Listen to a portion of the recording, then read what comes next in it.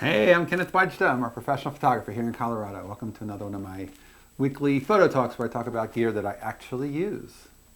So today I'm going to talk about the Zorki 4. Have you ever shot a Russian camera? These cameras are not known for being the best in build quality. They say don't buy one that was made on a Monday or a Friday. But there were many made on Tuesday, Wednesday, and Thursday. So I probably paid $30 for this, or $20 for this. And it came with a Jupiter 8 lens. Is that what it is? Yeah, Jupiter 8, which is a 50 f2. And they also made other lenses. They made a 135 and a 90-85, I think, and a 35. They all named them with, I think, the Jupiter name. But this came with a Jupiter 50. It has a screw mount. It's the same mount as a Leica, although I'm told that the focus is a little bit different. You have to adjust if you want to use this on a Leica lens, on a Leica camera. And why would you? And I think it's interesting, like people will say, you have to be careful, you can't set the shutter before you advance the film, or you'll break the shutter on these. Well, it doesn't seem to me like you would ever do that. And here's why. When you shoot this, I bet there's film in here. There's always film in these cameras. There is. See, I hit the rewind button, and right away I can tell there's film. It's tight. It won't turn. But when you shoot this, the shutter speed dial rotates. And so say you were at a 2/50th of a second.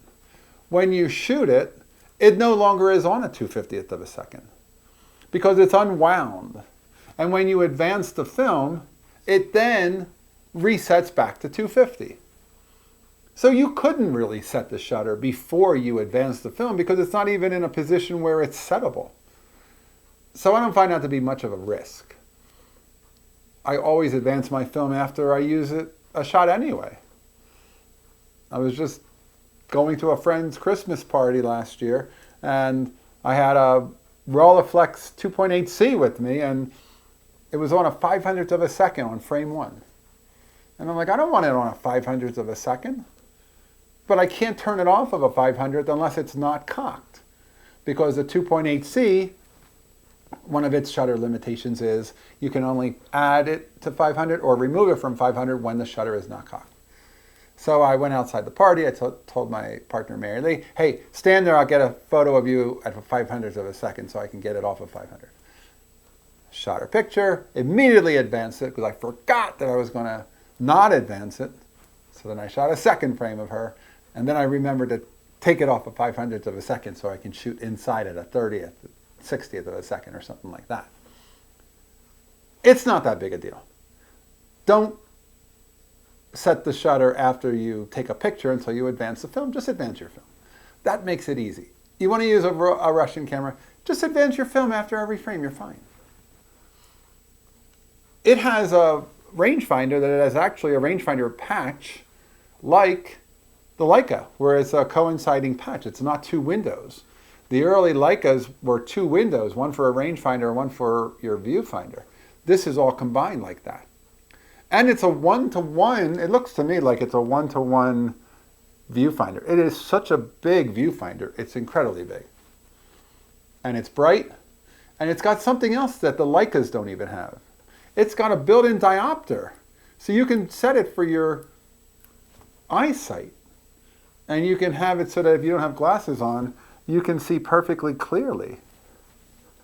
For $20 or $30, that's a pretty good camera. Is it lightweight feeling? Yeah. Is this aluminum? I think so.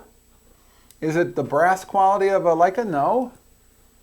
But if you get one in good shape, this one is in nice shape. The leather seems like it's in nice shape. It's not all scratched up. It's not all banged up. It doesn't look like it's been through too much abuse. They made zillions of these things. And you can pick them up for next to nothing. So if you're looking for a camera that you just want to try something different, it's a different lens built from a different part of the world. So unless you're in Russia, maybe it's not. It's built right where you are. But they made great cameras, and they made a lot of them. And I've photographed with this before, and it's been years that I've actually finished a roll with this. But I remember when I did, everything kind of looked a little bit on the low contrast side. It almost looked like old photos. And that's kind of what I was looking for with it. I wanted it to not look like a brand new digital black and white photo. I wanted it to look like a classic old black and white photo, and that's what this does. For such a low cost, a lot of people have been picking up these lenses and adapting them to Leicas or to mirrorless. That may have pushed the price up. If you're looking for one of these, find one that has a lens on it, and hopefully buy it from a seller in the same country you're at so you can save some of the shipping and some of the distance. It's not worth spending too much on shipping, $30, $40, when the camera should only cost $20 or $30. And there's a group of Zorkis. There's a Zorki 5 and 6, I believe, and some earlier ones.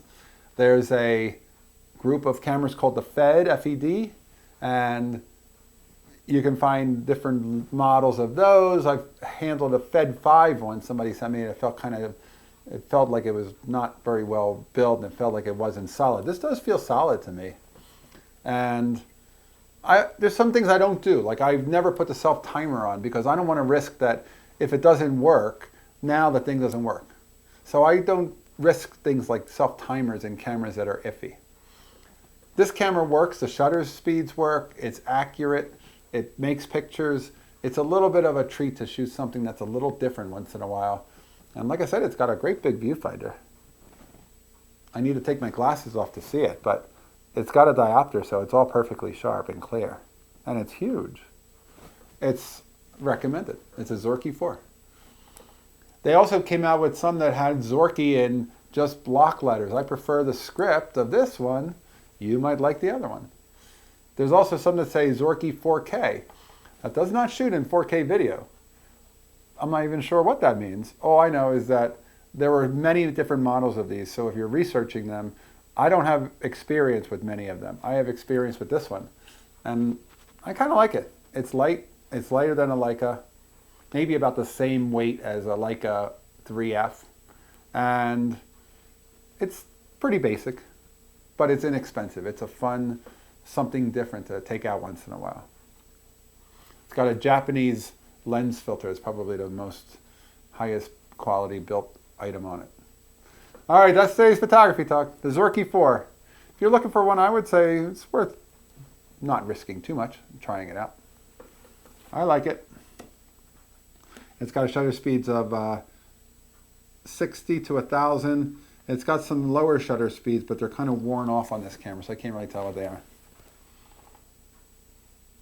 Don't shoot it below a 60. This is a 60 and up camera. And those shutter speeds tend to work better than slow shutter speeds on old mechanical cameras too. Of course, there's no batteries in this and no meter, so it's all Sunny 16. But you can do something with it. A Zorki 4, I recommend it. Not to shoot the highlights of your, most important moments, but for fun. It's a fun camera, the Zorki 4. All right, that's today's photography talk. If you're enjoying these, hit the subscribe button.